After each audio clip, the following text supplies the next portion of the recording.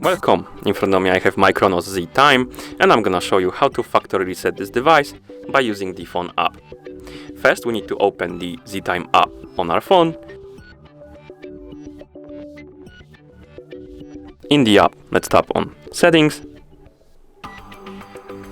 and here we have option called Reset ZeTime. Let's select it, then tap Reset,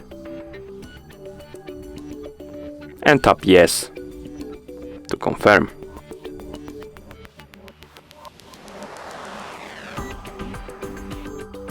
And at this point the factory reset is complete. Thank you for watching. If you found this video helpful, please consider subscribing to our channel and leaving a like on the video.